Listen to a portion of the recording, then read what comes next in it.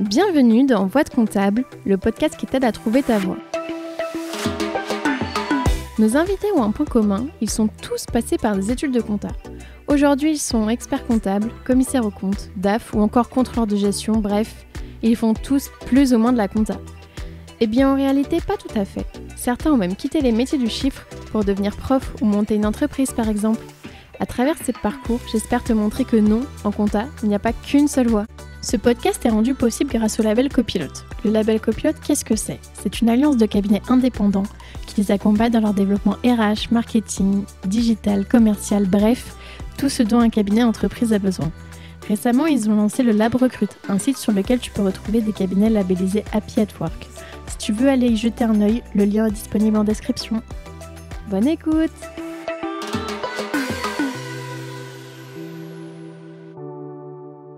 Bonjour Théo. Bonjour Julie. Je suis super contente de te retrouver aujourd'hui. On est toujours à Toulouse. Cette fois-ci, on est chez toi. Donc, si je t'explique un peu comment va se passer l'interview, on va commencer par remonter au tout début, à ton enfance. Quel type d'enfant était Théo ? Ensuite, on va forcément parler un peu de l'aspect scolaire, des études que tu as faites, entre autres, et forcément de ta vie professionnelle pour en arriver jusqu'à où tu es aujourd'hui, ce que tu fais. Alors, pour commencer, est-ce que tu peux te présenter rapidement, nous dire qui tu es ? Donc, je m'appelle Théo Laborde, je suis diplômé tout récemment du DEC et j'ai développé ma boîte de conseil en ingénierie patrimoniale depuis 1 an et demi dans lequel je m'épanouis totalement. Mais bon, apparemment, nous allons en parler et le développer plus précisément. Donc, tu ne fais pas d'expertise comptable ? Non, plus du tout.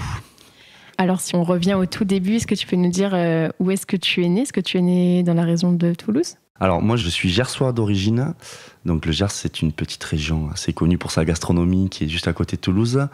Donc je suis né là-bas, j'ai grandi là-bas et je suis venu faire mes études à Toulouse pour finalement y revenir il y a quelques mois pour y habiter. Voilà. Et t'étais quel type d'enfant quand t'étais petit ? Est-ce que t'étais sage, t'étais turbulent ? Au niveau des notes, comment ça se passait ? Alors moi j'ai toujours été un peu turbulent, mais j'ai toujours été très bon élève, ce qui était difficile à gérer pour mes instits et mes profs parce que j'étais le pénible hyperactif, mais à qui on n'avait pas grand chose à reprocher parce qu'il avait des bonnes notes. J'étais un peu un cas à part là-dessus. Et t'as des anecdotes, je sais pas, de bêtises que t'avais faites ou ce genre de choses ? Oula, j'en ai fait pas mal. Alors après, je restais quand même toujours assez respectueux, mais c'est vrai que mes années collège et lycée, je me suis beaucoup amusé, ce qui m'empêchait pas d'avoir des bonnes notes et de suivre les cours et de finalement obtenir mon bac. C'était plus vraiment à l'école ou t'étais aussi turbulent à la maison ? Non, alors je sais pas si on peut dire turbulent. Bon, j'étais un peu hyperactif. Je faisais pas mal d'activités aussi, notamment pas mal de sport. J'ai essayé un peu tous les sports pour me canaliser, mais non, on peut pas dire turbulent, mais disons hyperactif. Et donc tu as eu des bonnes notes toute ta scolarité, globalement ? Oui, j'ai eu mon bac avec 16 de moyenne, mon bac S, donc ça c'est... J'ai toujours eu de bonnes notes, ce qui faisait plutôt la fierté de ma mère à ce niveau-là. Et justement, tes parents, ils faisaient quoi comme Alors, ma métier ? mère était infirmière et mon père est agent immobilier. Ok, donc ils sont à leur compte peut-être ? Oui, ma mère est infirmière libérale et mon père est à son compte aussi, à son agence immobilière. Il fait un peu aussi de promotion immobilière. Et donc toi, tu avais des bonnes notes. Est-ce que tu avais déjà des idées de ce que tu voulais faire quand tu étais petit ou collège, lycée Alors, absolument pas. Ça a toujours été difficile pour moi de savoir ce que je voulais faire. C'est pour ça d'ailleurs que j'ai suivi la terminale S, parce que pour moi, ça restait assez généraliste et ça ouvrait le plus de voies possibles. Mais jusqu'à il y a quelques années encore, je ne savais absolument pas ce que je voulais faire et quel métier. J'avais pas de rêve du style être pompier, peut-être footballeur professionnel, mais bon, j'ai abandonné quand j'ai compris que j'avais pas le pied de Zidane. J'ai abandonné ce rêve. Donc en fait, tu avais choisi S plus parce que ça ouvre toutes les voies pour en fait ne pas te fermer de porte, c'est ça ? Tout à fait. Et surtout, j'ai toujours été très cartésien, donc j'ai toujours aimé les maths, la physique, la chimie, etc. Donc c'est vrai que pour moi, c'était la voie logique et la suite logique des choses qui m'ouvrait en plus le maximum de portes. Comment t'as fait alors pour choisir ton orientation post-bac si tu savais pas du tout ce que tu voulais faire ? Alors, en post-bac, j'ai continué dans le même esprit, c'est-à-dire que je suis parti en maths sup. J'ai fait une année de maths sup. Et là, j'ai un peu déchanté. C'est la prépa, du coup. Oui, c'est ça. La prépa maths pour ouvrir aux écoles d'ingénieurs. Donc là, j'ai un peu déchanté parce qu'en plus, moi, j'arrivais sur Toulouse, j'étais en colocation avec des amis, donc on pensait plus à faire la fête qu'autre chose. Et pour une fois dans ma vie, il fallait travailler tous les jours en prépa. Le talent ne suffisait plus pour avoir de bonnes notes. Donc moi, c'était pas. En plus, j'avais aucun objectif. Je connaissais même pas les écoles d'ingénieurs, puisque j'étais là un peu par défaut et pour continuer à être dans une voie qui m'ouvrirait des portes. C'est ce que je pensais à l'époque. Donc j'ai fait qu'un an. J'ai arrêté pour finalement me diriger vers de la compta. Et comment tu as fait justement ce chiffre, enfin, qu'est-ce qui t'a attiré dans la compta Alors, à vrai dire, à la base, c'est pas vraiment la compta qui m'avait attiré, puisque donc je suis parti à l'IAE, qui aujourd'hui s'appelle la TSM à Toulouse. Donc, ce qui m'attirait à la base, c'était plutôt le management. Et l'IAE devait ouvrir une L1 management, qui finalement n'a pas été ouverte. Et donc, ils ont mis tout le monde dans une L1 comptabilité contrôle audit, en disant vous allez faire L1, L2 en comptabilité contrôle audit, et ceux qui avaient été acceptés en L1 gestion, ce qui était mon cas, pourront repartir en L3 gestion s'ils ont la moyenne sur la L1 et sur la L2. Donc à la base, j'étais parti en L1 gestion parce que je voulais gérer mon entreprise. Ouais, c'était quoi quand tu disais que tu voulais faire du management? C'était en fait, tu voulais être juste chef d'entreprise? Ouais, voilà, c'est ça. C'était un peu ça l'esprit à l'époque. Alors c'est difficile à se souvenir exactement, mais c'est pareil, c'était un peu par défaut. Bon, je voulais gérer ma boîte. Voilà. Mais je pense qu'il y a, enfin, le fait que tes parents soient un peu indépendants, forcément, ça t'a donné envie de. Bien sûr, ça aide. C'est-à-dire que voilà, forcément, on s'identifie un peu à ses parents et on en fait un peu ses propres modèles. Donc, je pense qu'il y avait un peu de ça dans mon choix de partir en L1 gestion. Et donc finalement, alors tu arrives en compta, tu avais des a priori peut-être ou... Pas du tout. Honnêtement, je ne savais pas du tout à quoi m'attendre. Et au final, j'ai trouvé dans la comptabilité, à la base, donc quand j'étais en L1, L2, voire L3, une suite de logique de mon goût pour les maths, puisque ça reste quand même très mathématique et très cartésien comme discipline, en tout cas en tant qu'étudiant, puisque voilà, la logique du débit-crédit, la logique de l'affectation dans des comptes et tout, ça reste une discipline très mathématique, selon moi. Oui, enfin c'est plus au niveau... des fois, ça nous arrive de faire des équations, mais je veux dire, quand on a fait S, le niveau en maths n'est quand même pas le même, mais c'est plus le fait que ça soit logique. C'est une logique. Pour moi, c'est même pas une histoire de niveau en maths, c'est vraiment une histoire de logique. La logique mathématique m'a beaucoup servi et me sert beaucoup, notamment pour la compta, parce que ça reste le même type de logique, en fait. Pour moi, la logique mathématique sert vraiment le comptable, au moins... pour comprendre tout ce qui est débit-crédit et affectation dans des comptes. Donc là, tu fais tes 2 ans, tu as toujours en tête le fait de bifurquer après vers autre chose ou... À vrai dire, plus j'avance dans ces 2 ans, plus je me dis que je vais rester dans cette voie pour finalement rester en L3 dans cette voie de comptabilité-contrôle. Et puis surtout, je me rends compte, en fait, en discutant, en parlant avec ceux qui sont dans les années au-dessus, que la L3 gestion ne mène pas à grand-chose et... que c'est plus difficile de trouver du boulot par la suite dans ce genre de voie que dans celle de la comptabilité. Donc au final, mon souhait de début évolue pour que je me retrouve à rester en comptabilité au moment du passage en L3. Et tu avais fait des stages pendant ta licence? Alors oui, j'ai fait un stage dans un cabinet comptable classique. J'avais fait un peu de saisie et des TVA. Donc ça m'avait pas forcément beaucoup plu parce que c'est vrai que c'était très routinier. Hein. Bon, j'imagine que ceux qui vont écouter savent de quoi on parle quand on parle de saisie et de TVA. Donc c'est pas très enrichissant et très épanouissant personnellement. Donc c'est vrai que bon, ça avait duré que 2 mois, mais c'était pas l'éclate. Oui, c'est ça. Vu que ça dure que 2 mois, tu te dis bon, c'est le début, c'est normal de passer par là. C'est ça. Tu te dis c'est un passage obligatoire. Je le fais et puis voilà, on serre les dents et on le passe et on passe à la suite. Et alors, quand tu valides ta licence, je suppose que tu avais toujours des bonnes notes, du coup? Oui, j'ai toujours été autour de 14 pendant mon cursus post-bac. Donc oui, j'avais des bonnes notes, notamment en compta, en contrôle de gestion. Voilà, toutes les matières, encore une fois, qui restent un peu mathématiques, ça a toujours été pour moi. Par contre, je n'aimais pas trop le droit. Et pour être honnête, j'allais pas en cours même en droit, puisque donc, j'avais des des copines très gentilles qui me prenaient les cours et qui me les passaient très gentiment. Et c'est vrai que c'est rigolo quand on sait qu'aujourd'hui, je fais beaucoup de droit.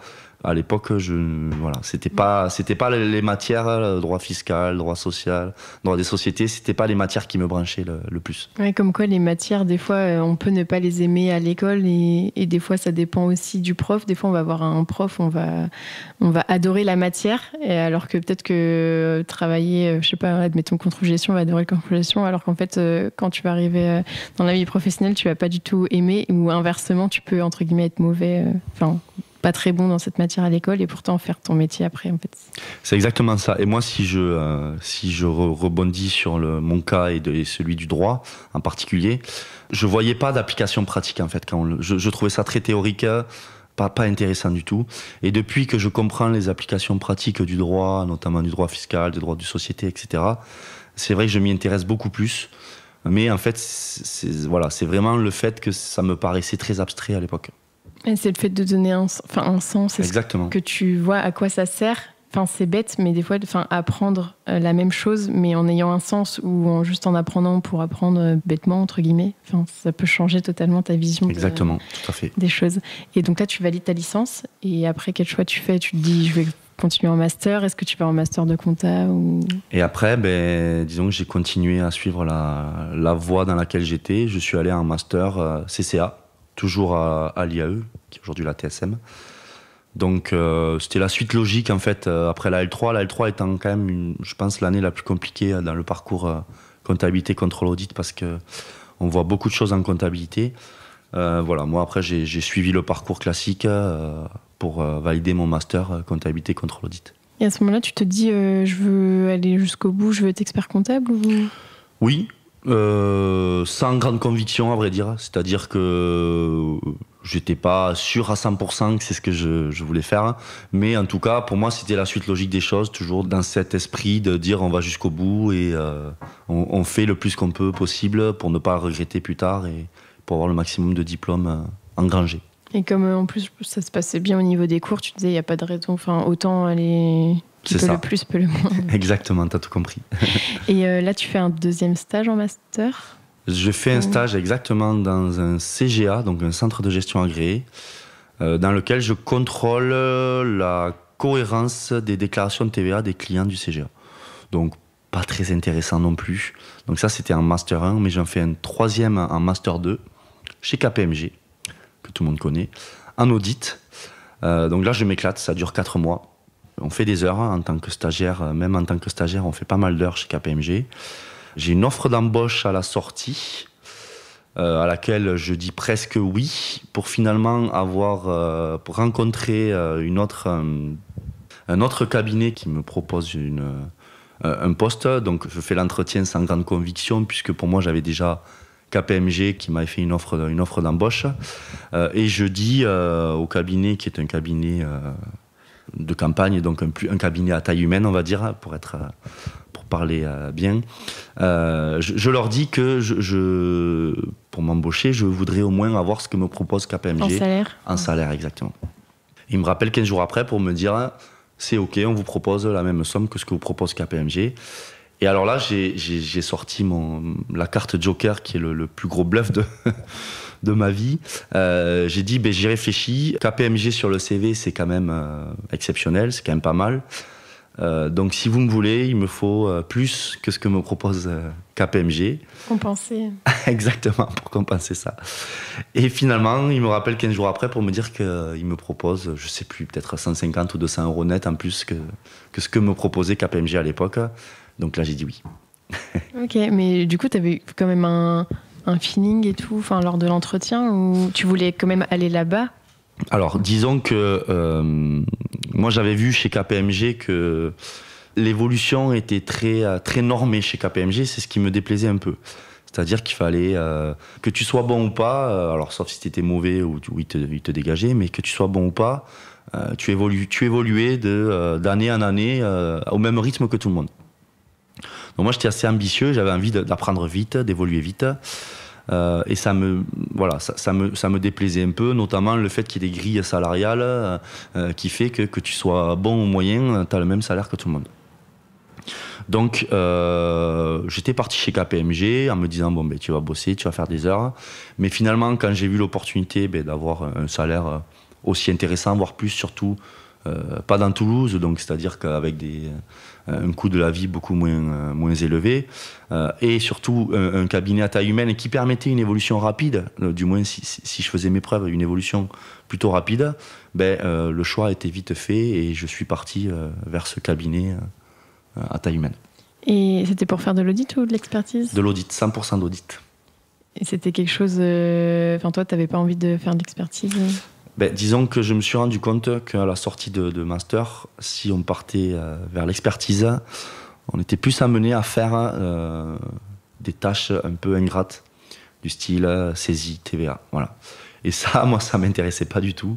Et je savais qu'en audit, dans les cabinets à taille humaine, on voyait des choses beaucoup plus intéressantes. Alors, ça demandait du coup une mise à niveau assez rapide, puisqu'on est amené à contrôler des comptes ou contrôler des cycles ou des process qu'on ne connaît pas à la base.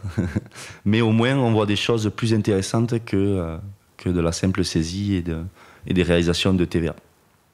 Donc c'est quelque chose que tu conseillerais, parce que c'est vrai qu'aujourd'hui, tu sais, ça peut un peu démotiver beaucoup de gens. Enfin, quand tu as un master, on va dire que ça soit master CA ou DSCG, tu as quand même un certain niveau technique, et quand tu arrives en cabinet, comme tu le dis, enfin, c'est pas forcément négatif, mais c'est la réalité dans beaucoup de cas où en fait tu arrives et en fait comparé aux connaissances que tu as techniques, le niveau est quand même beaucoup moins élevé. Enfin, tu vois, ça peut être un peu frustrant ou démotivant de se dire, en fait, peut-être que la compta, c'est pas fait pour moi. Qu'est-ce que toi, tu conseillerais peut-être de commencer par l'audit ? Alors, encore une fois, aussi, ça dépend du cabinet dans lequel on tombe. Mais effectivement, il me semble, donc là, je parle en toute modestie avec mon expérience personnelle, il me semble qu'on voit plus de choses quand même en audit, en post-master ou post-DSCG. Donc, voilà, moi, c'est la voie que j'ai prise et je la regrette pas, mais je pense que commencer avec de l'audit permet d'avoir des missions plus épanouissantes personnellement au départ. Voilà. Donc oui, je le conseille. Et donc toi, tu avais ton master CCA, ton DSCG, tu l'as passé direct après ? Comment t'as fait ? Alors, dans les conditions de mon embauche, j'ai été embauché à partir du 1er septembre, suite à mon master, mais je ne travaillais que 3 jours par semaine jusqu'au passage de mon DSCG, qui était 1 mois et demi après, pour me permettre de réviser le DSCG. Donc oui, j'ai passé les deux yeux qui me manquaient, donc la compta et le droit, pour valider tout de suite après le DSCG. Donc oui. Ouais, tu les as eu du premier coup, tu as préparé en candidat libre ou... J'ai préparé en candidat libre. Alors après, le master CCA à Toulouse à l'IAE nous avait déjà bien préparé. C'est pour ça que je voulais, tant que c'était frais dans ma tête, je voulais le passer tout de suite. Et ça, c'est pareil, je le conseille vivement aux gens, c'est de le passer, le DSCG, ceux qui font master CCA, de le passer tout de suite. Parce que plus on attend, plus la probabilité qu'on le passe jamais est forte.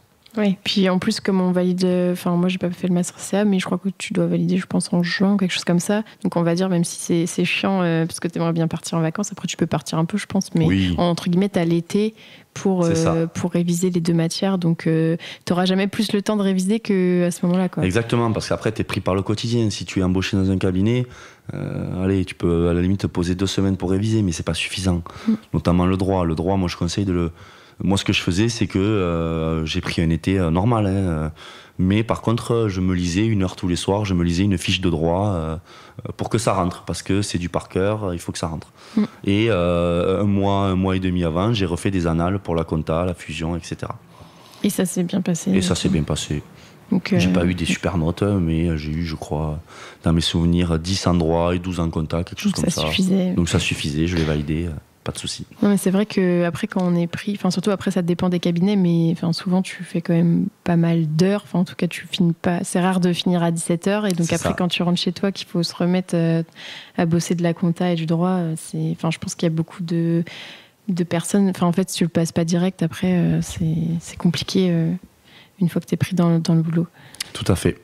Et alors, tu commences ton stage directement ? Oui, j'ai commencé mon stage, alors directement, j'ai commencé mon stage le 1er janvier qui a suivi mon embauche. Donc je m'inscris à l'ordre en me disant, tant que j'y suis, autant continuer, on verra ce que ça donne. Mais bon, c'est pas les 7 ou 8 jours de formation par an qui sont contraignant, donc autant le faire. Non, c'est ça, parce qu'en première année, t'as pas d'obligation, à part C'est ça. les journées de formation, donc Tout à fait. autant t'inscrire directement. Et donc, c'était quoi tes missions exactement en audit? Parce que c'est vrai qu'on parle pas mal de l'expertise. Qu'est-ce qu'on fait quand on est en audit? Alors, moi, ce que j'aimais en audit, notamment, c'est le contact. C'est-à-dire qu'en audit, on n'est jamais au cabinet. Donc, on est au cabinet peut-être un jour tous les 15 jours, à peu près. Donc, on est toujours en clientèle, on rencontre des gens de divers horizons. C'est très sympa. Moi, j'aime le contact humain. J'ai des facilités sociales, on va dire. Donc, j'aime bien rencontrer des gens, j'aime bien échanger avec des gens qui sont d'univers différents, etc. Et ça, j'ai adoré ça en audit. Donc, en audit, qu'est-ce que je faisais? Je passais dans les boîtes. Je contrôlais la compta. Alors, on faisait beaucoup de contrôle des comptes, malheureusement, même si voilà, non, c'est en train de changer et que normalement, il faut faire peu de contrôle des comptes et surtout du contrôle de processus, de procédure. Oui, parce que ça sert à rien de recontrôler l'expert comptable. Surtout si un expert comptable, tu as tout à fait raison. Normalement, on évalue la qualité du travail de l'expert comptable. Si on estime qu'il est bon, normalement, il y a très peu de contrôle des comptes. Mais en réalité, ça se passe pas toujours comme ça. Et est-ce que tu as des anecdotes, peut-être des inventaires un peu farfelus ou des fraudes que vous avez détectées quand tu étais en audit? Alors, oui, j'ai une anecdote. Pas de fraude, mais une erreur sur la valorisation des stocks que j'avais détectée, sur lequel on parlait quand même d'un impact de 1 million, je crois que c'était 1 million et quelques d'euros, donc c'était assez énorme. Heureusement, les comptes n'avaient pas encore été déposés, mais voilà, c'était... C'était volontaire, tu penses? Non, c'était pas volontaire du tout. Non, c'était pas volontaire. C'était une erreur sur un fichier Excel. Une formule? Voilà, c'est ça. Je me souviens plus exactement, mais c'est vrai que ça avait été exceptionnel. Et du coup, au niveau des stocks, t'as pas eu d'inventaire? Si, après j'ai eu des inventaires classiques, des inventaires de fin d'année, à compter les baguettes. Les baguettes dans une entreprise de menuiserie. Voilà, il y avait... il y a eu des inventaires sympathiques. Après, c'est rigolo, les inventaires, parce que on compte, mais on n'a pas besoin de compter non plus. Il faut juste compter un échantillon qui permet de s'assurer que l'inventaire a posteriori a bien été réalisé. Voilà. Et donc tu disais que toi tu préférais aller, on va dire, dans un plus petit cabinet pour évoluer vite. Est-ce que ça a été le cas? Oui, parce que j'étais dans un service d'audit où on était de 2 à 3 personnes. Donc forcément, il fallait maîtriser des missions, puisqu'il y a des missions où j'étais tout seul. Peut-être pas au début, mais au bout de 6 mois, quand les associés ont vu que ça se passait assez bien avec moi, j'ai eu vite des responsabilités. Donc ça m'a plu, surtout que j'ai pu apprendre et évoluer dans un environnement où on me faisait confiance. C'est assez important. Donc c'est vrai que je pense que pour l'évolution, le cabinet à taille humaine est plus intéressant. Alors, peut-être que la contrepartie un peu négative, c'est que il peut y avoir des missions un peu moins intéressantes. Mais, quoique, ça à vérifier. Ça dépend vraiment du cas de figure, mais je pense honnêtement qu'on évolue plus vite dans un cabinet à taille humaine. Oui, tu parles peut-être au niveau de la diversité des clients ou d'avoir des gros clients, et forcément tu as moins de problématiques. Enfin, si tu as moins de gros clients, tu as moins de problématiques. Tout à fait, c'est ce que je veux dire exactement. Et est-ce que tu restes en audit? Est-ce que tu restes là-bas?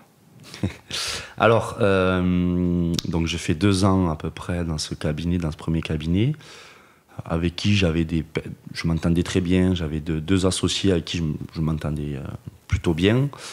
Et il se trouve que je me fais démarcher par un expert comptable qui habite qui exerce dans le Gers, qui exerce toujours dans le Gers, qui me contacte. Alors l'anecdote est très sympathique. Qui me contacte parce que donc j'ai un ancien collègue de promo, un ancien camarade de promo, qui a des CV qui traînent sur les sites de recrutement. Et l'expert comptable en question le contacte pour l'embaucher. Parce qu'il cherchait un futur associé, un stagiaire du DEC. pour une association future. Et il se trouve que mon camarade de promo habite à Figeac, à côté de Cahors. Donc c'est pas du tout dans son secteur géographique. Par contre, il l'envoie vers moi. Moi, j'avais pas du tout de CV qui traînait sur les sites de recrutement. Il l'envoie vers moi et il me contacte sur Messenger. T'es motivé? Il était motivé, c'est ça. Il me contacte en me chambrant en plus sur une photo de rugby qui est visible sur Facebook, une photo de moi. Et en me disant, voilà, c'est toi Théo Laborde qui fait le stage du DEC, qui habite dans le Gers. Donc je lui réponds oui, oui. Il me dit, j'aimerais qu'on se rencontre. Et donc moi, à ce moment-là, ça se passait bien dans mon cabinet. J'avais pas du tout émis, même pas l'idée de quitter le cabinet dans lequel j'étais. Mais je me dis, il ne faut pas se fermer de porte, je vais rencontrer cet expert comptable qui a l'air motivé pour me rencontrer. Et donc on se retrouve dans le Gers, à Mirande exactement, pour faire un repas. Et ça se passe très bien, le feeling passe bien parce qu'on a des valeurs communes, on n'a que 6 ans d'écart en plus. Donc le feeling passe bien, voilà. Il fait du rugby aussi? Il faisait du rugby, je fais du rugby. Donc voilà, on a vraiment des valeurs communes et des passions communes et une vision assez proche. Donc le feeling passe bien et je me retrouve 6 mois après à être embauché dans ce cabinet, à quitter le cabinet d'audit dans lequel j'étais, avec qui j'avais pourtant des perspectives d'évolution, notamment vers une association, pour arriver dans ce cabinet de ce jeune expert comptable. Et là, tu fais quoi alors? Tu fais de l'audit ou de l'expertise? Et donc, en plus, je change totalement, puisqu'il ne fait pas de commissariat aux comptes. Donc, je passe d'un 100% audit à un 100% expertise comptable. Pardon.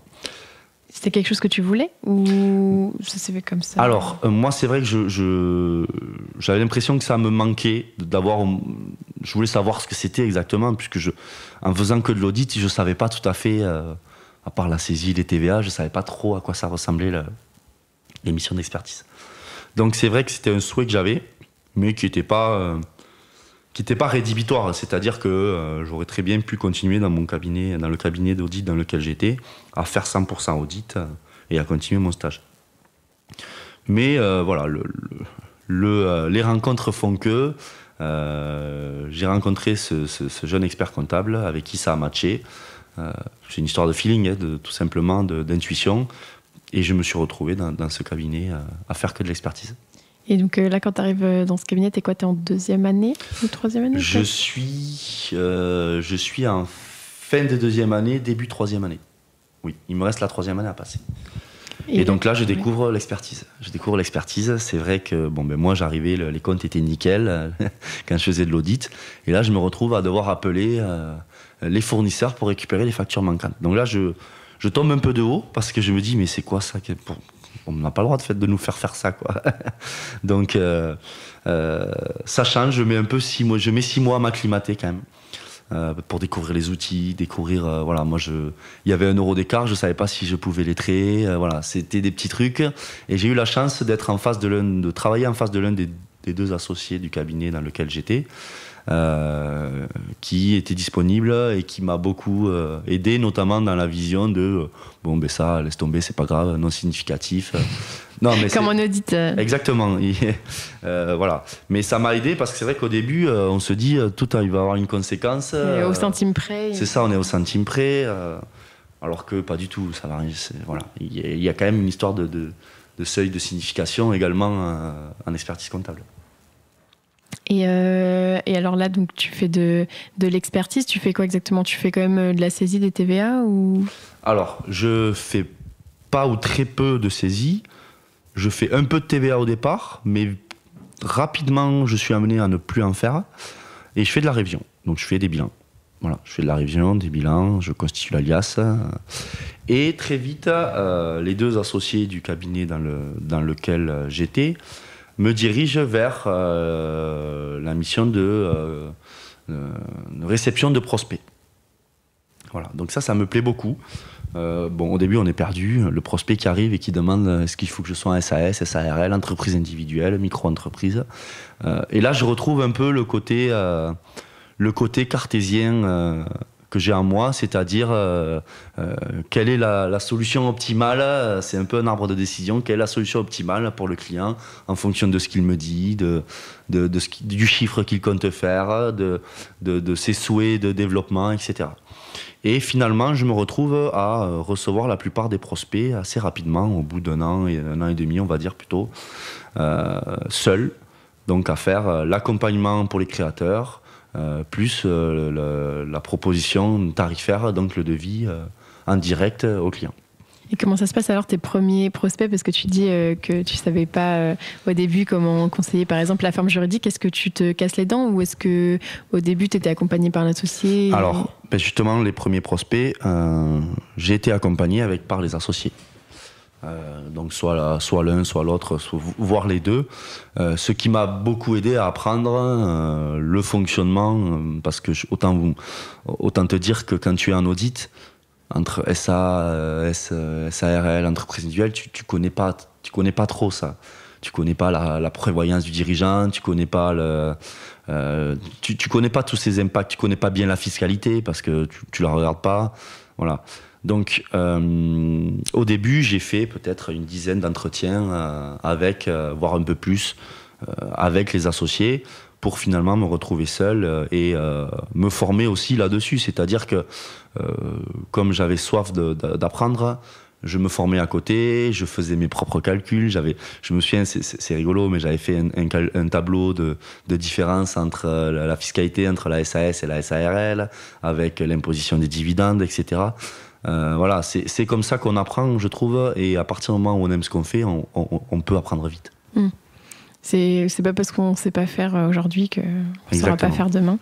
Exactement. Et à part la création d'entreprise, est-ce que tu fais d'autres missions de conseil un peu? Non, parce que à l'époque, je suis dans un cabinet qui progresse rapidement, puisque c'est un cabinet jeune qui aujourd'hui a 6 ans d'ancienneté, mais 15 salariés, presque 20, entre 15 et 20, donc c'est pas mal, puisque c'est un cabinet qui est parti de zéro. Donc je reçois surtout des prospects. Après, on va dire que j'ai de 20 à 30% de mon temps à accompagner les créateurs d'entreprise ou les prospects, parce qu'il n'y a pas que des créateurs d'entreprise, même si on reçoit beaucoup de créateurs d'entreprise. J'ai aussi 70 à 80% de mon temps à faire des bilans et des révisions. Et comment tu en arrives alors à faire de la gestion de patrimoine Alors ça, c'est une histoire de rencontre. Quand j'étais dans le cabinet où je faisais de l'expertise, on a rencontré quelqu'un qui faisait du conseil auprès des dirigeants en optimisation de formes juridiques, etc. Et c'est vrai que je me suis tout de suite intéressé à ce genre de mission. C'était un peu dans la continuité de l'accompagnement des créateurs. Moi, ce qui m'intéressait, c'était le conseil. C'est pas de faire des bilans, de faire des liasses. Tout de suite, j'ai compris que je voulais pas faire ça et que je faisais ça parce que c'était presque un passage obligatoire, mais tout de suite j'ai compris que c'était ça qui me branchait et du coup je me suis beaucoup documenté, je me suis beaucoup formé tout seul, en regardant des colloques spécialisés sur YouTube par exemple. C'est tout bête, mais... T'as des chaînes à recommander peut-être pour ceux qui veulent un peu se former à la gestion de patrimoine? J'ai pas spécialement des chaînes, disons que moi ce que je fais c'est que je cherche des thèmes, par exemple l'assurance vie. Et je cherche des vidéos qui me paraissent être cohérentes. C'est-à-dire qu'il faut faire le tri aussi. Sur YouTube, il y a un peu de tout. Mais bon, en fonction de qui parle, je me documente, je regarde qui c'est cette personne. Je vois si c'est une vidéo crédible ou pas. C'est une vidéo peut-être à destinée commerciale qui dure 3 minutes, qui est faite par une banque. Pas le but. Oui. Exactement. Donc moi, je cherche des colloques. Par exemple, il y a un cabinet qui s'appelle GL Prudencia, je crois, qui a mis des vidéos de colloques qu'il faisait. Et là, j'ai beaucoup appris. Donc j'ai beaucoup appris et surtout, l'avantage, c'est que ça m'a permis aussi de creuser certains points. C'est-à-dire que l'ingénierie patrimoniale était un monde un peu inconnu pour moi à la base. Mais en regardant ces vidéos, je savais qu'il y avait un point qu'il fallait développer. Donc j'ai commandé des bouquins, j'ai acheté des revues spécialisées, je me suis abonné à des sites spécialisés. Voilà, donc il faut aimer ça pour en arriver là, parce que je faisais ça le soir en plus de mon boulot, je faisais ça le week-end, je lisais sur la plage, il faut lire quand même des revues spécialisées sur la plage. Voilà, donc pour moi, pour en arriver là, il faut aimer ce qu'on fait. Mais quand on aime ce qu'on fait, encore une fois, c'est pas une contrainte, c'est-à-dire que moi j'ai jamais vu ça, je me suis jamais forcé à regarder ce genre de vidéos ou à lire ce genre de livres. Donc je l'ai toujours fait par plaisir et pour évoluer parce que c'est un monde qui me plaisait. Donc en tout cas pour ceux qui nous écoutent, même si que ce soit gestion de patrimoine ou un autre domaine, si vous avez envie de développer des compétences dedans, il n'y a pas forcément besoin d'avoir dans un premier temps l'émission au cabinet, parce que c'est quelque chose qu'on peut développer aussi par la suite, parce qu'on a des compétences dedans, et on peut se former quasiment gratuitement, ou en tout cas se former nous-mêmes, et on n'est pas obligé de prendre une formation à la fac ou de payer une formation en ligne ou autre, quoi. Exactement. Aujourd'hui, Internet, quand même, nous laisse une base documentaire énorme. Donc moi, c'est mon avis, parce que j'ai fait ça, encore une fois. J'ai pas eu besoin d'avoir des heures fixes, des cours fixes, des trames toutes faites. Voilà, moi j'ai développé, c'est-à-dire que je cherchais des points que je voulais creuser quand j'avais le temps. L'avantage c'est que je le faisais quand je voulais, quand j'étais ouvert à le faire. Des fois pendant 2 semaines je faisais rien parce que soit j'avais autre chose à faire ou voilà. Mais disons que un peu de formation très régulièrement, moi en tout cas ça m'a permis de monter en compétence très très rapidement. Et j'en faisais profiter aussi mes collègues au bureau du cabinet d'expertise comptable, puisque je faisais une formation tous les mois. Je faisais 2 ou 3 heures de formation à mes collègues sur un thème précis. Alors pas spécialement sur la gestion de patrimoine, mais sur par exemple SCI à l'IR ou SCI à l'IS, comment choisir,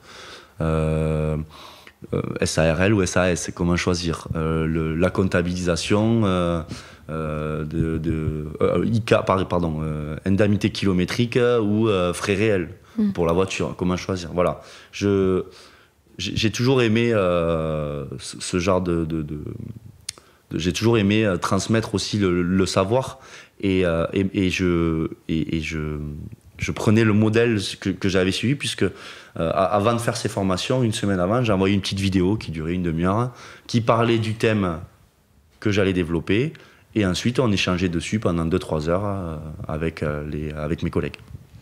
Et est-ce que tu as fini par développer des missions en gestion de patrimoine au cabinet, ou parce que ça devait être peut-être un peu frustrant de voir la théorie mais pas la pratique? Alors, l'objectif, c'était pas forcément de développer au cabinet, même si forcément ça débordait un peu. Moi, dans mon conseil, forcément, j'allais pas fermer une partie de mon savoir aux clients du cabinet. Mais très vite, on a voulu, je dis on parce que c'était à la base prévu avec mes anciens patrons, on a voulu monter une société de conseil. Parce qu'on a remarqué que les cabinets d'expertise, pour les cabinets d'expertise comptable, il est très difficile de facturer du conseil aux clients, qui a l'impression que le prix de la comptabilité intègre le conseil, ce qui est faux. Alors du conseil rapide, pas de souci, mais du conseil un peu plus poussé, ça demande du temps, de la formation, des ressources humaines, etc. Donc c'est des missions en plus. Donc on a eu l'idée de créer cette société que finalement j'ai créée tout seul, parce que mes patrons de l'époque n'avaient pas forcément le temps de gérer cette activité-là. Donc ils ont dit, il n'y a pas de souci, vas-y, lance-toi tout seul, on le fait en plus à côté. Donc je l'ai fait en plus de mon travail de salarié dans le cabinet d'expertise comptable. Et donc ça, c'était quelque chose que tu faisais, c'était quand même sur ton temps de travail, ou c'était vraiment non, en dehors C'était vraiment en dehors. C'est-à-dire que je le faisais le soir à partir de 5h, si je travaillais jusqu'à 5h par exemple, ou je proposais un congé si j'avais besoin de rencontrer un client la journée, quoi. Et c'était plus des clients du cabinet? Au début, c'était des clients du cabinet, forcément. C'était mon réseau, mon petit réseau professionnel, c'était les clients du cabinet. Donc j'ai démarré avec 2-3 clients du cabinet avec qui ça a très bien marché, et ça marche toujours puisqu'on est toujours en contact. Donc c'est sûr que voilà, c'était mes premiers contacts professionnels de la société d'ingénierie patrimoniale. Est-ce que tu as des exemples du coup de cas que tu as eu à traiter Oui, un des premiers cas que j'ai eu à traiter, c'était un un spécialiste, je ne vais pas donner la profession, ça a peu d'importance, un spécialiste médical, dans le domaine de la médecine, pardon, qui voulait optimiser et se constituer un patrimoine privé avec son activité. Donc je lui ai proposé un montage spécialisé avec une holding au-dessus de sa CELARL qui permettait de se constituer un patrimoine en franchise d'impôt grâce au régime Murphy, en intégrant sa conjointe dans la holding et en préparant la transmission à ses enfants. Voilà. Ouais, ce que tu disais, c'est que c'était plus... toi, ce que tu fais en gestion de patrimoine, c'est plus pour des clients qui sont assez gros ou qui ont une... Oui, c'est-à-dire que moi, je vise... alors, on va dire que j'ai 30 à 40% de mes clients qui sont quand même des professions libérales, mais des professions libérales qui gagnent bien leur vie. Des spécialistes, des chirurgiens, voilà. Les médecins généralistes, pour toi, c'est trop petit? Non. Médecin généraliste, ça peut le faire. Ça dépend. En fait, il faut regarder les objectifs. C'est du cas par cas. Je ne peux pas dire forcément où ça en est, mais par exemple, une infirmière, j'aurais pas grand-chose à lui apporter. Voilà. Mais donc 30 à 40% de professions libérales, et après des entrepreneurs classiques, on va dire, mais qui ont une boîte déjà qui tournent ou qui ont un patrimoine assez conséquent. Ok, et donc ça dure... tu fais ça pendant combien de temps, le fait d'avoir et la société de conseil en gestion de patrimoine et le cabinet? Je fais ça à peu près 6 mois. Un peu plus peut-être, 6 mois. Et au bout de 2-3 mois, j'émets le souhait à mes patrons de dire voilà, ça marche, ça me plaît, ça me plaît beaucoup plus que la compta, donc j'aimerais partir. Voilà, je leur dis j'aimerais partir le plus vite possible. Par contre, je vais faire ça bien, donc je vais accompagner un éventuel remplaçant. Je vais prendre le temps qu'il faut. Si vous avez besoin que je reste 6 mois, je resterai 6 mois. Et donc, je le dis, je pense en juin. Et je finis par faire une rupture conventionnelle en date du 1er novembre. Mais tu avais fini ton stage à ce moment-là, du coup ? J'avais fini mon stage, oui. J'avais fini mon stage d'expertise depuis 1 an, presque. Mais, pour revenir sur le stage, je n'avais toujours pas trouvé mon sujet de mémoire.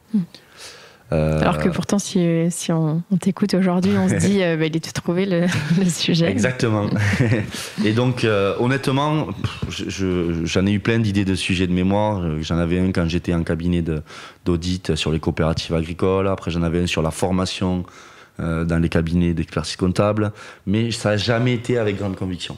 Parce que je n'avais pas trouvé encore le sujet qui me fait vibrer, qui m'intéresse, etc. Toi, c'est important d'avoir un sujet qui te fait vibrer, justement, et pas un sujet par défaut. Ah, mais ça, alors, moi, ma personnalité fait que je suis comme ça, mais je pense que j'aurais jamais passé le DEC.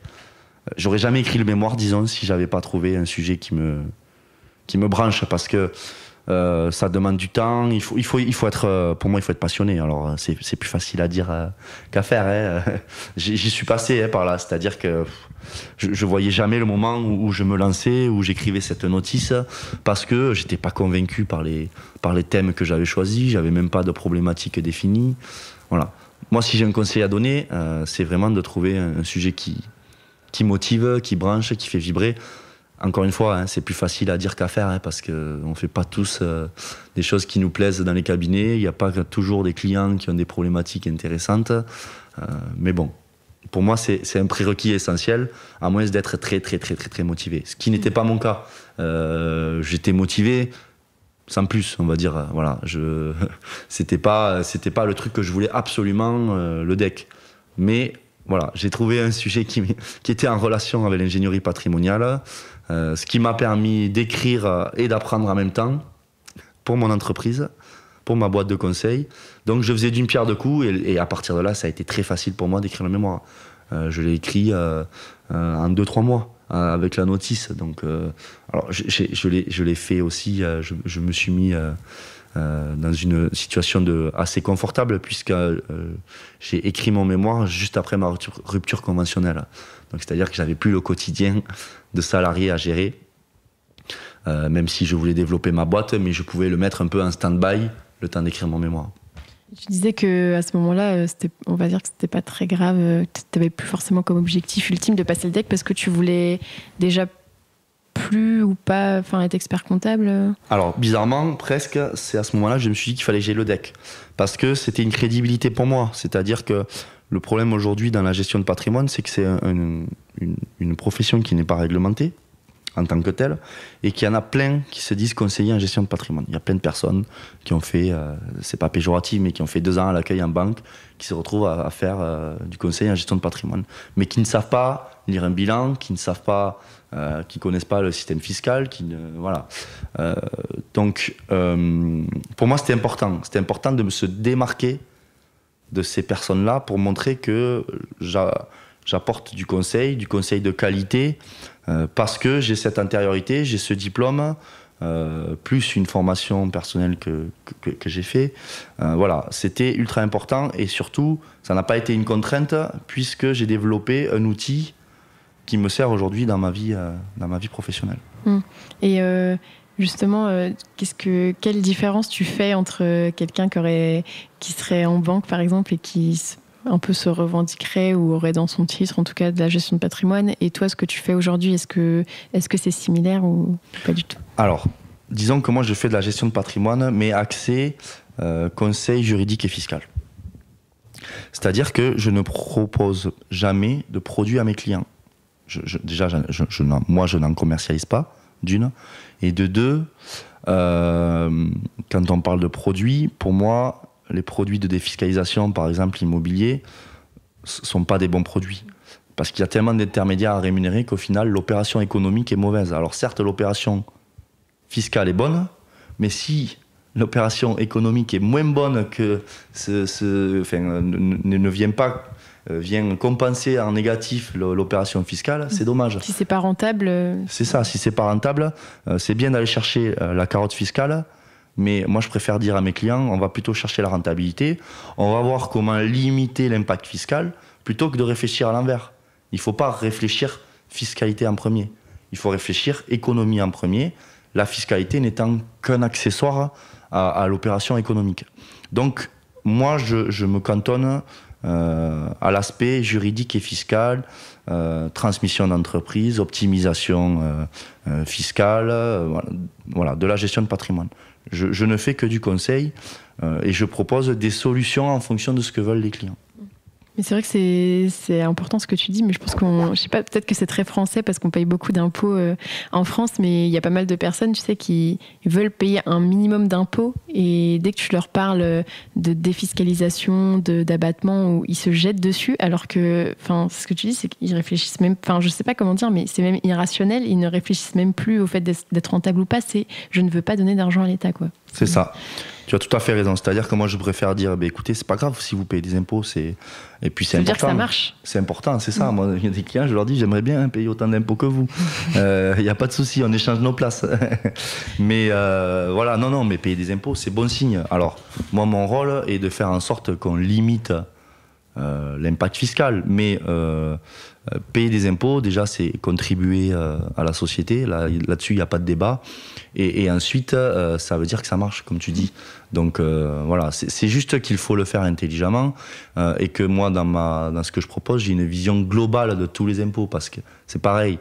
On peut parler, par exemple, d'impôt sur la fortune immobilière, mais ça représente rien du tout. C'est non significatif pour un client qui le paye en général. Alors que si, par contre, je lui simule ses droits de succession que les enfants devront payer lors de son décès, souvent il me dit, ah ben oui, mon problème, c'est pas l'impôt sur la fortune immobilière, et c'est pas les 4 ou 5 000 euros que je paye par an là-dessus. C'est plus les 200 ou 300 000 euros que vont payer mes enfants si demain il m'arrive quelque chose, pour récupérer mon patrimoine. Voilà. Donc, il faut toujours regarder la fiscalité dans son ensemble. Et ça, mon rôle, il est important là-dedans, parce que les clients n'en ont pas forcément conscience. Et à moi de détecter les besoins cachés du client qui vient me voir. Pour un point précis, il était persuadé que son problème c'était ça, et moi je lui mets le doigt sur d'autres problèmes. C'est pareil. La fiscalité, c'est pas non plus toujours le problème. Il faut aussi l'aspect civil est très important, notamment en matière de transmission de patrimoine, parce qu'on veut, pour des raisons fiscales, anticiper la transmission et transmettre tôt. Mais si on ne se protège pas, on peut se retrouver dans des situations conflictuelles de famille qui sont désastreuses. C'est vrai que souvent, on peut avoir des familles qui se déchirent quand il y a des héritages ou autre. Exactement. Dès qu'il y a un peu d'argent, ça va vite. Donc mon rôle aussi, il est de faire en sorte que la philosophie des parents soit respectée en matière de transmission de patrimoine. Donc là, j'ai un rôle aussi de détecter la philosophie de vie de mes clients pour que, donc, anticiper la transmission pour des raisons fiscales, bien évidemment, mais pour aussi faire en sorte que la paix dans la famille soit maintenue, même au décès des parents. Donc il y a un côté un peu psychologue. Alors, psychologue, oui, ou préventif, on va dire. Prévoir, c'est comme dans un mariage, pardon, lapsus révélateur. Dans tout mariage, il faut prévoir le divorce. C'est pareil en matière de transmission de patrimoine. Voilà, c'est important de se prémunir des risques de la vie. Les fréquentations des enfants font que... Voilà, il faut toujours s'assurer que le pire a été prévu et qu'on n'arrive pas à des situations de blocage qui sont néfastes pour tout le monde et qui peuvent faire qu'une famille se déchire.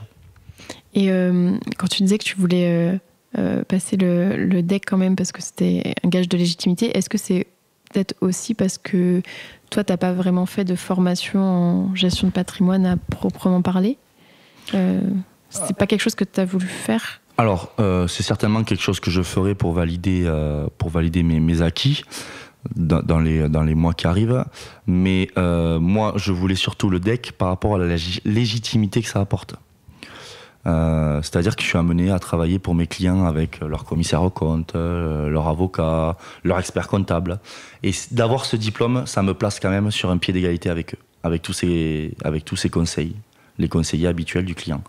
Donc je suis pas le petit jeune qui arrive et qui connaît rien à ce milieu-là. J'ai le diplôme d'expertise comptable, donc vous pouvez me considérer comme l'un des vôtres sur le plan intellectuel, disons, et professionnel. Et ça, vous parlez le même langage. Exactement.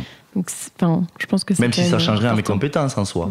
Mais ceci dit, voilà, j'ai une légitimité parce qu'en plus, mon sujet de mémoire, c'est sur l'ingénierie patrimoniale, donc que j'ai validé avec un 16. Donc j'ai toute légitimité pour parler de ces thèmes-là et pour conseiller mes clients là-dessus et pour être écouté des conseils habituels de mes clients. Justement, ton mémoire, alors tu l'as fait sur l'ingénierie patrimoniale, mais sur quoi en particulier? Alors moi, je l'ai fait sur l'utilisation des titres catégoriels dans le cadre de l'ingénierie patrimoniale du chef d'entreprise. Les titres catégoriels, qu'est-ce que c'est? C'est le fait d'attribuer à un titre ou à plusieurs titres des droits de vote et des droits financiers, c'est-à-dire les dividendes, le boni de liquidation, etc., qui sont supérieurs à leur quote-part de capital. Donc on peut se retrouver avec seulement 10% du capital, mais qui représente 80% des droits de vote et 80% des droits aux dividendes. Et ça, pendant une durée soit indéterminée, soit déterminée par un nombre d'années, 10 ans, 15 ans, soit par la survenance d'un événement. Par exemple, le décès de l'associé. Et ça, c'est les droits de préférence, c'est pareil que catégoriel ou il y a une différence? C'est ça, c'est la même chose. Sauf que les actions de préférence, c'est réservé aux sociétés par action, SA, SAS. Et les parts de préférence, c'est pour ce qui est SCI, SARL. Voilà.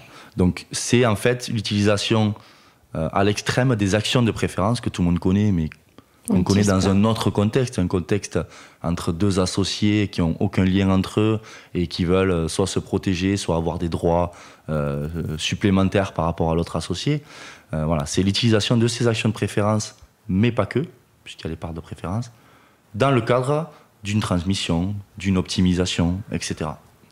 Voilà.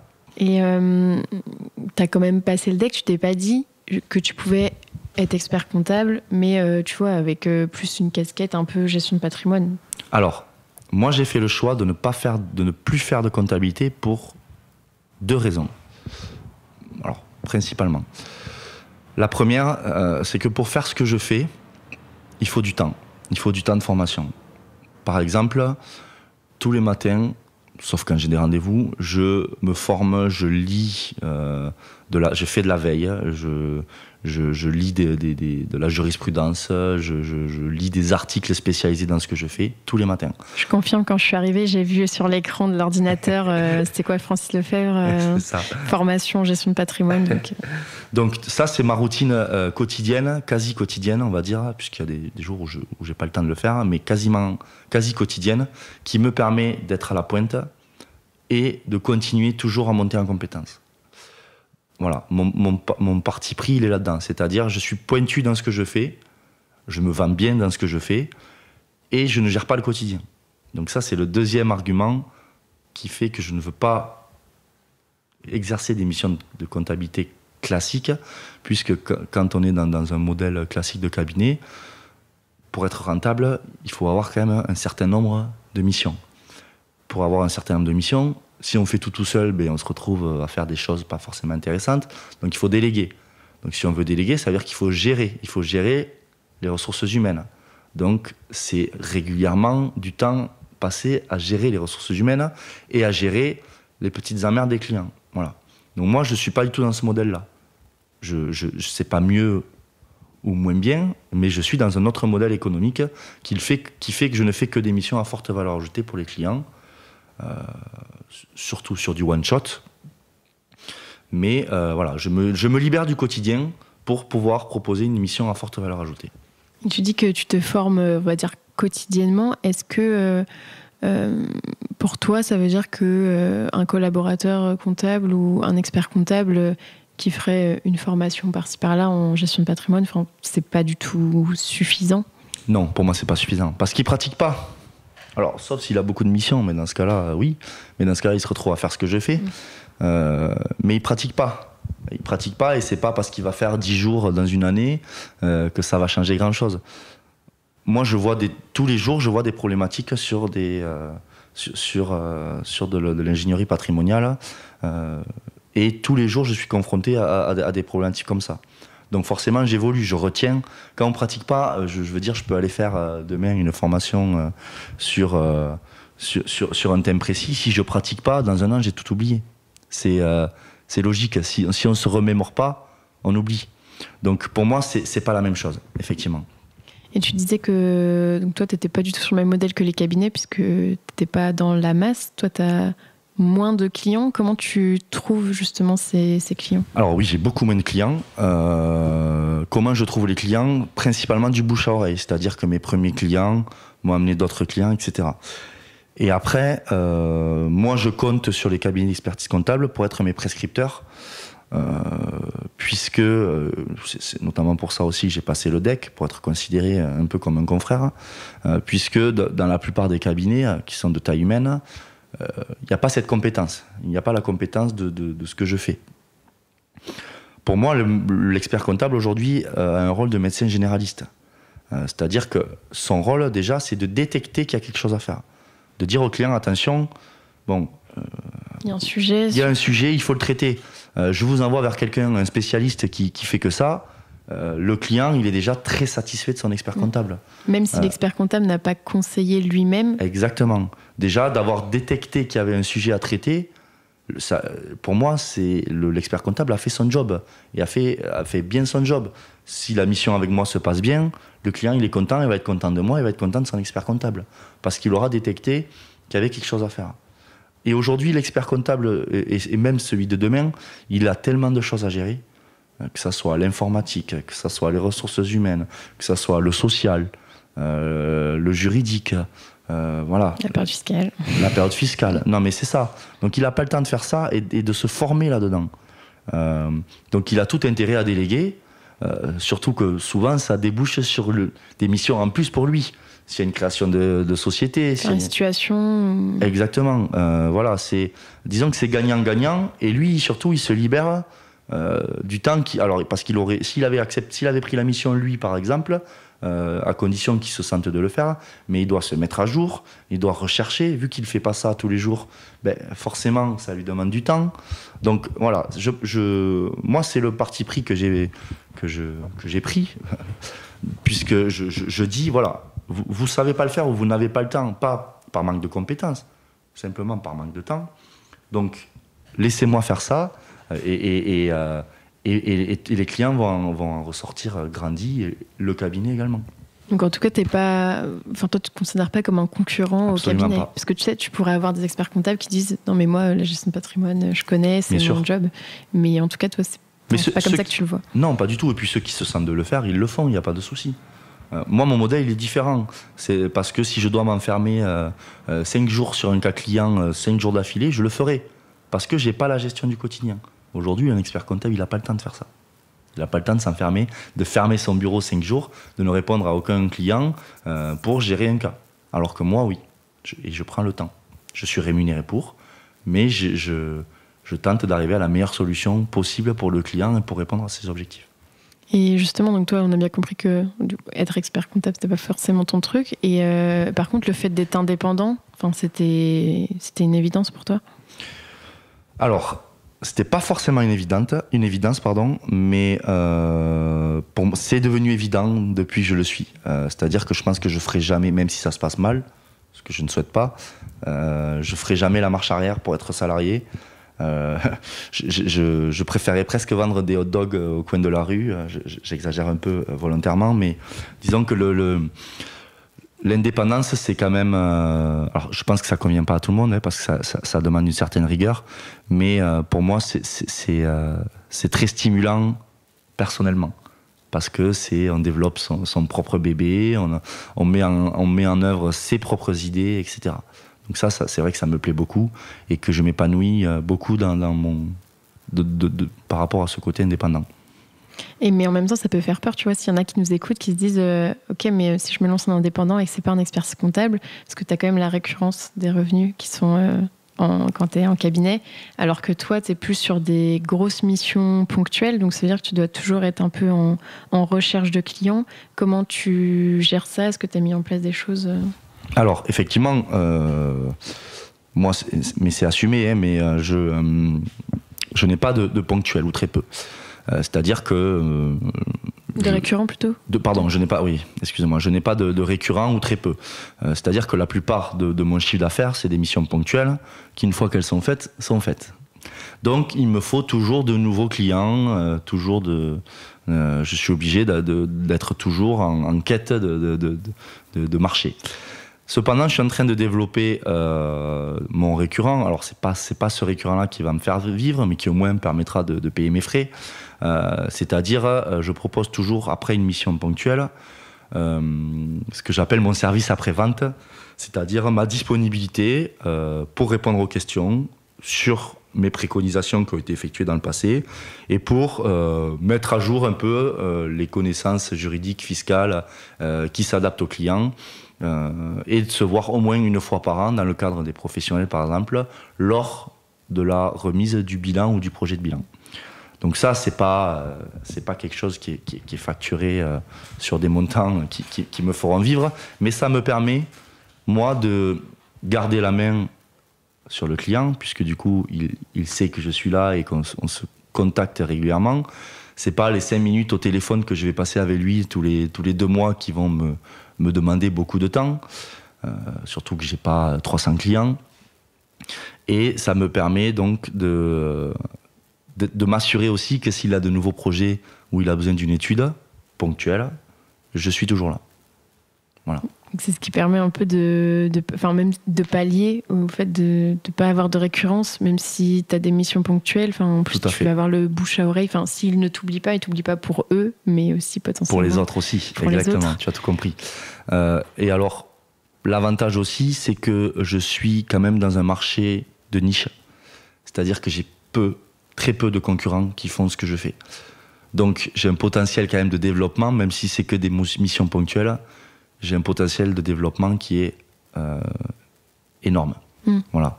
J'ai très peu de concurrents. Il y a quelques avocats qui font ça, des avocats fiscalistes, quelques notaires, quelques experts comptables. Mais encore une fois, ils ne le font pas à temps plein. Ils ne le font pas comme je fais. Donc, c'est pour moi un avantage qui me permet de dire, certes, il me faut toujours des nouveaux clients, mais il y a un vivier de clients qui est tellement énorme que si je fais du travail de qualité et que mes clients me recommandent, ça devrait pouvoir le faire, de récupérer toujours des nouveaux clients. Tu dis que tu as un fort potentiel de développement. Est-ce que le nombre de clients que tu as aujourd'hui, les missions, les montants facturés, etc., ça te satisfait, ou est-ce que tu voudrais en avoir beaucoup plus? Et si tu en as beaucoup plus, est-ce que toi, ça serait dans ton idée de peut-être embaucher des personnes, ou alors non, tu veux pas gérer le côté RH et tu veux rester tout seul? Comment tu envisages? Alors, pour répondre à la première question, aujourd'hui, j'ai pas mal de clients. Je pourrais en avoir plus. Je trouve que pour un début, c'est déjà très bien. J'ai encore de la marge, bien entendu. Sinon, je ne serais pas en train de faire une interview aujourd'hui. Bon, non, je blague alors, à part. Non, mais oui, je pourrais en avoir plus, même si, honnêtement, moi, je suis très content de mon début et du nombre de clients que j'ai actuellement. Pour la deuxième question, est-ce que j'embaucherai si jamais j'ai beaucoup plus de clients?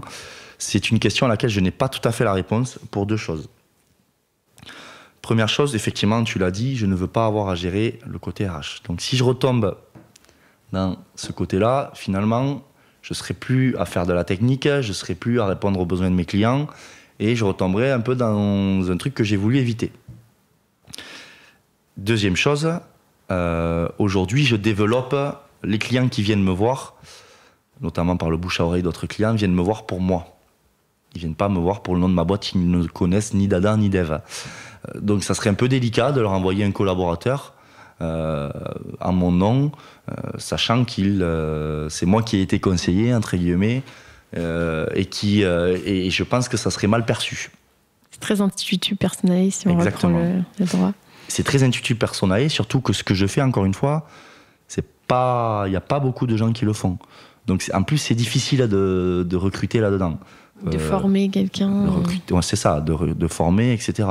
Par contre, le développement assez rapide va me pousser très certainement dans les mois à venir à recruter quelqu'un qui me fera du secrétariat. Office manager. Exactement. Du secrétariat, du back-office, voilà. Ça c'est sûr. Pour me dégager du temps, c'est la prochaine étape. Quelqu'un qui fait de la technique comme moi et qui fait du conseil comme moi, j'y réfléchis, mais je pense que ça sera plus compliqué. Oui, tu veux vraiment te concentrer sur ton cœur de métier et Exactement. Juste te débarrasser des tâches administratives Tout à fait. qui te prennent du temps. Et est-ce que tu as prévu, parce que comme on l'a dit, du coup, en soi, en gestion de patrimoine, tu n'as pas forcément de formation aujourd'hui. Est-ce que c'est quelque chose que tu envisages quand même ? Oui, c'est quelque chose que j'envisage pour valider l'auto-formation, entre guillemets, que j'ai fait jusqu'à maintenant et que je continue à faire tous les jours. Soit en VAE si je peux, alors c'est peut-être un peu prétentieux avec la faible expérience que j'ai, mais je pense qu'au niveau des connaissances, je suis quand même allé assez loin. Soit en formation continue. Je suis à la recherche actuellement en fait du prochain diplôme que je vais passer. C'est sûr que je vais en faire un, mais je viens d'avoir le DEC, donc c'est vrai que chaque chose en son temps. Et tu as des exemples de pistes, qu'est-ce qui existe aujourd'hui comme diplôme par exemple, moi, là, j'ai contacté Monsieur Leroy, qui est le responsable de l'ingénierie patrimoniale à l'UT1 de Toulouse. C'est vrai que je me pose la question d'un master, par exemple, en droit fiscal du patrimoine, par exemple. Ah, ça existe, ça. Oui. C'est plus peut-être sur la branche droit. Oui, ouais, c'est ça. Exactement. Je suis amené à faire beaucoup de droit dans ce que je fais. C'est beaucoup de droit. Donc pour moi, la formation, ça sera dans du droit. Et tu avais pensé à l'OREP ou pas ? Parce que c'est un diplôme qui est souvent passé par les experts comptables qui veulent un peu avoir une casquette gestion de patrimoine. Est-ce que c'est quelque chose que tu envisages ? Bien sûr. Oui. Ça fait partie des possibilités que je me laisse dans les mois à venir. Ok, top. Et du coup, est-ce que tu peux nous dire qu'est-ce que tu aimes le plus dans ton métier, dans ton quotidien aujourd'hui ? Alors moi, j'adore encore une fois le contact humain. Et ce que j'aime dans mon métier, c'est que en fait, j'ai une partie technique, mais j'ai une grosse partie pédagogique. Pourquoi ? Parce que je considère que ce que je propose à mes clients, il faut qu'ils le comprennent. Je leur dis, si vous ne comprenez pas pourquoi je vous propose ça et pourquoi on fait ça, on ne fait pas. Donc moi, j'adore expliquer un montage, expliquer une préconisation, expliquer le choix que je leur conseille. et le vulgariser, parce que c'est des concepts qui ne sont pas évidents pour tout le monde. Donc il faut pouvoir le vulgariser et le mettre à la portée de monsieur et madame X qui veulent comprendre pourquoi je leur conseille ça. D'ailleurs, des fois j'ai l'impression d'assister à un repas de famille, notamment en matière de transmission de patrimoine. C'est des gens qui ont l'âge de tes parents. C'est ça. En matière de transmission de patrimoine, quand j'explique mes préconisations, souvent j'ai les parents et les enfants qui sont là. Donc je rentre vraiment dans l'intimité des gens, ça j'adore. C'est-à-dire que je vois des gens, encore une fois, comme en audit un peu, des gens d'horizons différents, qui ont des problématiques différentes, qui ont une façon de voir chacun qui est différente les unes des autres. Voilà, je suis amené à rencontrer plein de personnes, à échanger avec plein de personnes, et je trouve ça très enrichissant. Et est-ce que comment ça se passe alors? Tu les reçois chez toi ou des fois c'est par visio, par téléphone? Moi j'ai mon cabinet à Gimont, donc j'ai un cabinet où je peux recevoir les gens, mais la plupart des rendez-vous se font chez les clients, soit chez les clients chez eux, soit dans leur entreprise, etc. Souvent ils préfèrent que je me déplace plutôt que d'amener toute la famille au cabinet. Oui, voilà. C'est compréhensible. Et du coup, tu parlais au niveau de la vulgarisation. Est-ce que du coup, tu fais des petits schémas sur une feuille de papier, ou est-ce que tu as un tableau? Alors, quand je présente mes préconisations, je le fais toujours sur PowerPoint. Ok. J'ai un double écran si on n'est pas nombreux. J'ai même un rétroprojecteur que je diffuse sur un mur, toujours. Et je présente mes 10 slides où je dis, voilà, aujourd'hui on en est là, vos objectifs c'est ça, voici ce que je vous préconise. Et on échange. Ça dure 1 heure, 1 heure et demie, 2 heures en fonction du cas. Et pour mes gros clients, c'est 5 ou 6 présentations comme ça. Quand il y a plusieurs, souvent il y a, en matière d'ingénierie patrimoniale, il y a plusieurs thèmes à aborder. Donc je les laisse digérer, les clients. J'aborde un thème, on se revoit dans 2 semaines, on aborde un deuxième thème, etc. Je les laisse digérer parce qu'il y a beaucoup d'informations, il faut qu'ils assimilent ce que je leur ai dit, il faut qu'ils assimilent le fonctionnement de ce que j'ai présenté, etc. Oui, et puis... Attends, qu'est-ce que je voulais dire?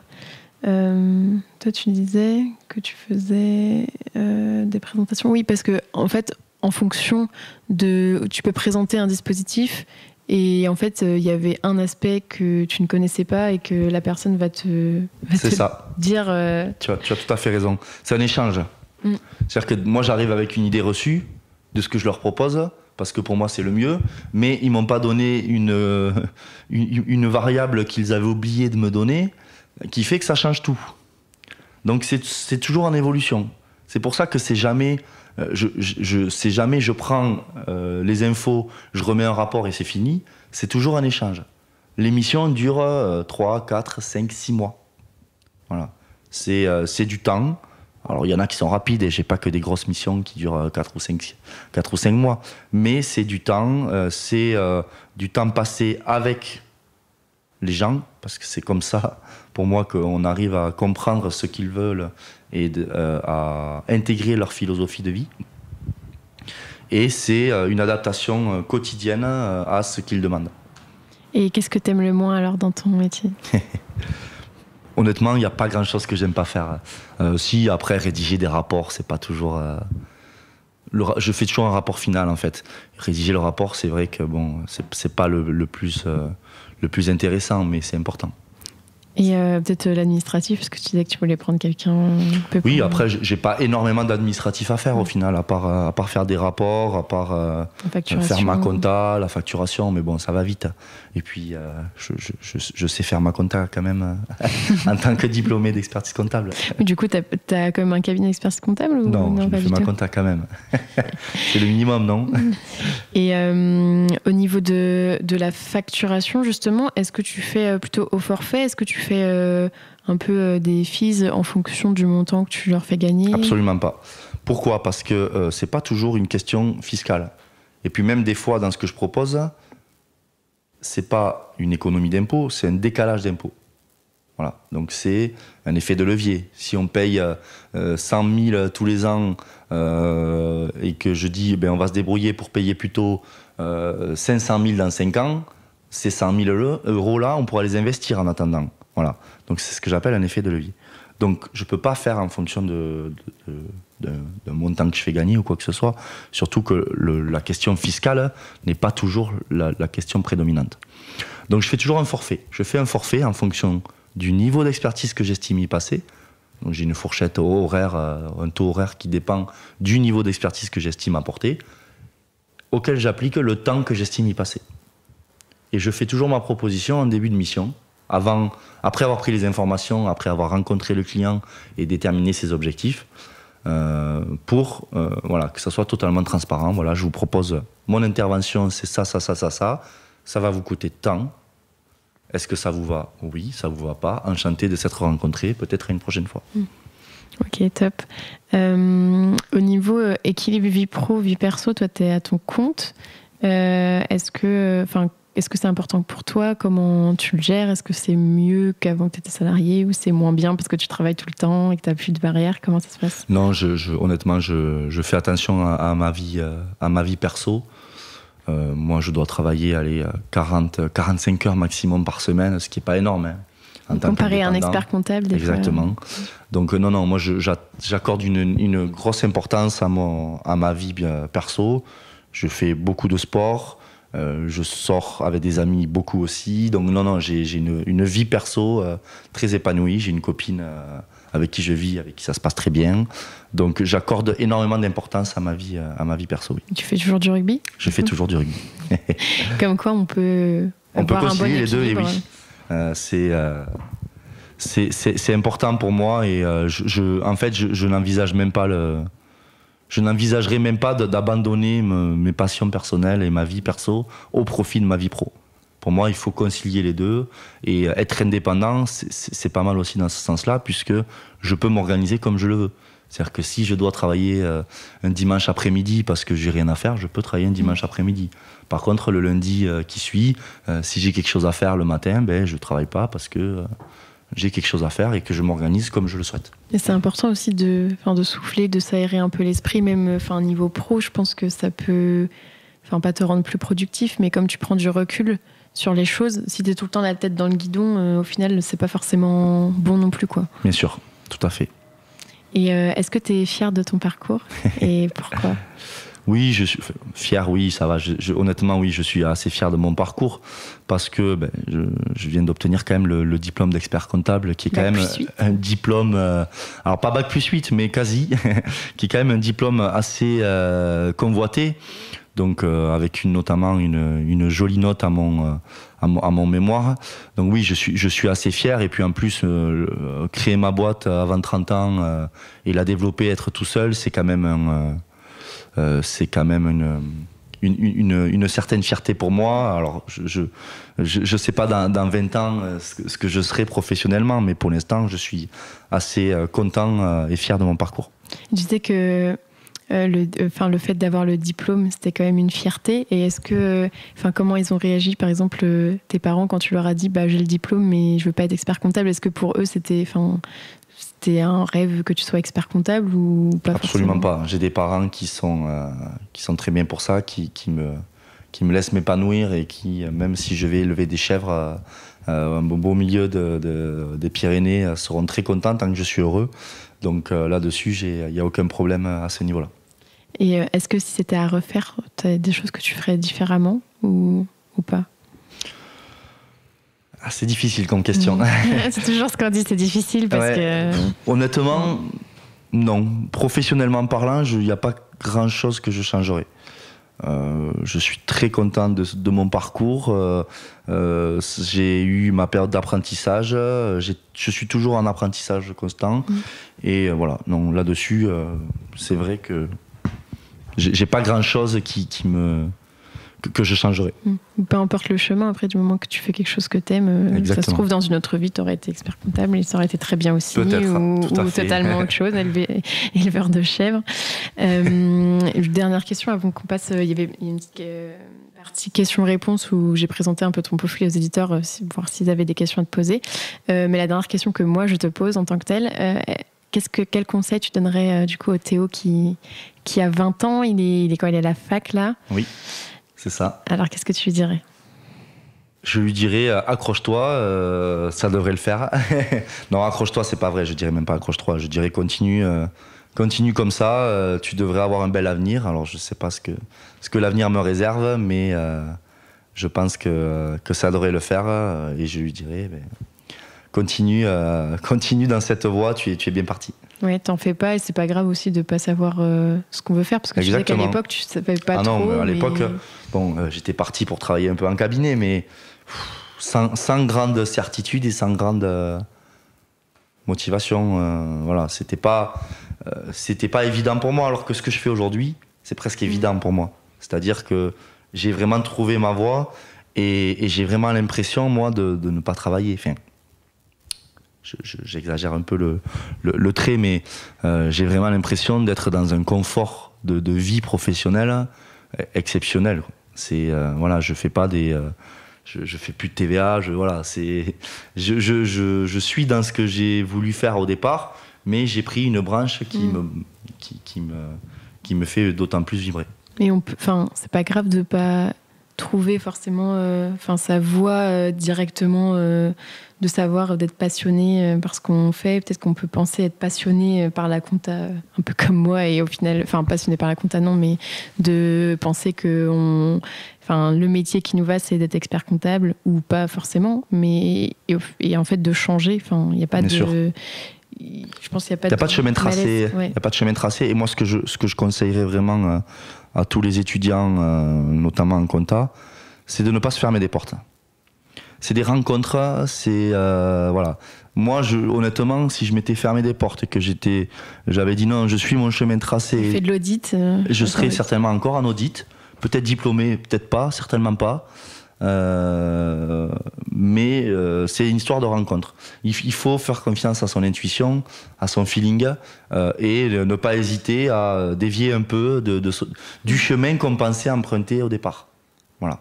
Qu'on pensait nous emprunter, ou peut-être que la société nous disait de Exactement. emprunter. C'est-à-dire qu'on est aussi formaté un peu par les études, par les professeurs qui disent voilà, vous allez tous travailler en cabinet, vous allez être expert comptable, vous allez gérer votre cabinet. Voilà. Il faut vraiment faire confiance à son intuition et ne pas se fermer de porte. Ça, tout est une histoire de rencontre, et c'est ultra important pour moi de le dire, qu'il ne faut pas se fermer de porte. Oui, de saisir les opportunités des fois. C'est ça, en fonction de ce qu'on ressent. Moi, c'est vraiment une histoire de rencontre qui m'a permis d'en être là aujourd'hui. Alors, je ne dis pas que j'ai une super situation, j'en suis pas là, mais je suis déjà heureux dans ce que je fais. C'est ce qui est déjà énorme, en fait. C'est super, en tout cas, pour le mot de la fin. Et si on passe aux questions, alors c'est quoi ingénieur patrimonial? Parce que c'est vrai que toi, tu communiques plus sur ce terme-là. Tu dis que tu es ingénieur patrimonial plutôt que... C'est quoi le nom? Sinon, c'est gestionnaire de patrimoine. Oui, alors, pourquoi je communique là-dessus? Parce que gestionnaire de patrimoine, donc, c'est ce qu'on disait tout à l'heure. Le souci, c'est qu'il y a plein de CGPI, de conseillers en gestion de patrimoine indépendants, qui font plus du placement de produits. Il y a de très bons professionnels là-dedans, c'est pas une critique, c'est juste que moi j'ai un modèle différent. Moi je fais de l'ingénierie patrimoniale. L'ingénierie patrimoniale, qu'est-ce que c'est? C'est en fait mettre au service des clients une transversalité de matières, du droit fiscal, du droit civil, de la comptabilité, de la finance bien sûr, de l'économique. Voilà, je mets au service de mes clients ces domaines-là dans le but de constituer, gérer, optimiser et transmettre un patrimoine. Mais tu ne vends rien. Mais je ne fais pas de conseil en investissement, par exemple. C'est-à-dire, je ne vais pas dire achetez plutôt cette maison qu'une autre. Ou je ne vais pas dire placez votre argent plutôt sur des actions Tesla que sur des fonds euros. Ça, je ne le fais pas. Voilà. Je me cantonne à l'aspect, à la coquille. Par contre, je vais conseiller mes clients sur quel contrat de mariage ils doivent choisir. Je vais conseiller mes clients sur quel holding ils doivent mettre en place s'ils veulent intégrer leurs enfants. Je vais conseiller mes clients sur comment optimiser la détention de l'immobilier d'entreprise.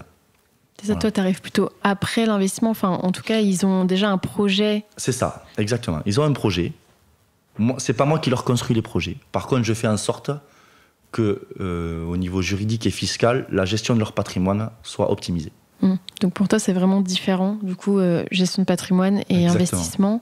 Gestion de patrimoine, c'est plus, on gère au quotidien un patrimoine. Moi, je structure un patrimoine. Voilà. Si j'avais 2 mots à choisir, c'est ces 2 mots différents. Il y en a un qui gère, qui va dire on va placer là-dessus, parce que là, il y a un fort rendement, par exemple. Moi, je vais dire, ok, ça, c'est pas mon domaine, c'est pas mon appétence non plus. Par contre, moi, je vais vous le structurer de manière à anticiper la transmission, à optimiser fiscalement, voilà, à préparer la cession de son entreprise. Voilà, c'est tous ces points-là que je développe. Ok, top, c'est très clair. Comment se former à la gestion de patrimoine si on est expert comptable ou expert comptable stagiaire? Et du coup, moi, je rajouterai une question. Est-ce que pour toi, on peut avoir les 2 casquettes? Est-ce que pour toi, on peut être un peu les 2, entre guillemets? Quel est ton avis là-dessus? Par exemple, dans un cabinet où il y a plusieurs associés, il pourrait y avoir un associé qui fait que ça. Mais en fait, ça revient au même, ça revient à faire ce que je fais. D'accord? Mais pour moi, pour être pointu, il faut faire que ça ou quasiment que ça. Voilà. Ça, c'est mon avis. Et pour se former, on peut faire des formations comme l'OREP, etc., où on peut se former comme j'ai fait sur le tard. C'est-à-dire en étant abonné à des revues spécialisées, en achetant des bouquins spécialisés, en regardant des colloques sur YouTube qui développent cette matière-là. Voilà. Il faut être curieux, en fait. Moi, c'est ma curiosité qui m'a poussé à me former. Et en fait, ce qui est marrant, c'est qu'en plus, la plupart, on va dire, des supports que tu as utilisés pour te former, c'était en fait du gratuit. Enfin, des fois, exactement. En fait, faut pas se du dire... gratuit ou des livres que j'ai achetés, bien sûr. Oui, mais après, je veux dire, faut pas forcément se dire que tout ce qui est formation, etc., c'est des montants mirobolants ou que tu es obligé de dépenser des milliers d'euros, parce que des fois, en fait, c'est pas forcément... Et puis c'est pas forcément adapté, encore une fois. C'est pas parce que tu vas faire 2 semaines de formation sur un thème que tu vas retenir. Tu vas peut-être en retenir que 20% de ce que tu as appris. Parce que tu auras eu tellement d'infos en même temps que tu n'auras pas mis en œuvre tout de suite, que tu ne vas pas les retenir. Alors que si tu en vois un peu tous les jours, ou un peu toutes les semaines, et qu'en plus tu as des cas où tu peux les mettre en pratique, là tu vas retenir. Et donc tu vas pouvoir organiser toi-même ta montée en compétences. Oui, c'est ça. Et du coup, peut-être, outre le fait de se former sur l'aspect théorie, si on veut vraiment être bon en gestion de patrimoine, il faut faire en sorte d'avoir des cas. Donc, peut-être que si on l'a pas dans son cabinet actuellement, par exemple, qu'on est expert comptable stagiaire et qu'on souhaite vraiment s'orienter là-dessus... Il y a toujours des cas. Dans un cabinet, il y a toujours des cas. Il faut savoir les trouver aussi. Exactement, il faut savoir les détecter. Mais il y a toujours des cas. Même si c'est des petits cas, il y a des cas. Oui. C'est obligatoire. C'est être curieux et toujours... Être curieux, à moins d'avoir que des créateurs, par exemple, qui ont entre 25 et 30 ans. La probabilité qu'il y ait que ça dans un cabinet, elle est quand même très faible. S'ils ont une très bonne rémunération, oui, il y a toujours des choses à faire. Il y a toujours un sujet. C'est ça, exactement. Super, écoute, merci beaucoup Théo pour ton temps. Et puis je te souhaite, est-ce que tu as des vacances quand même? Tu prends des vacances? Ah oui, je pars en septembre à Bali. 20 jours, donc j'en profite aussi. C'est l'avantage d'être indépendant, tu décales tes vacances. Exactement, je décale mes vacances, donc là je vais travailler en août, même si c'est sur un rythme assez allégé. Pour profiter quand même du beau temps. Mais non, je pars 20 jours à Bali en septembre. Ok, bon, je te souhaite des bonnes vacances en avance alors. Merci. Félicitations, tu as été au bout de cet épisode. Tu peux m'envoyer un message sur LinkedIn ou Instagram pour me dire ce que tu en as pensé. Les suggestions de profils sont aussi les bienvenues. Si tu veux m'aider à faire connaître le podcast, tu peux le noter 5 étoiles sur Apple Podcast ou le partager à 2 amis, c'est gratuit. Pour découvrir le prochain épisode, je te donne rendez-vous dimanche prochain à 10h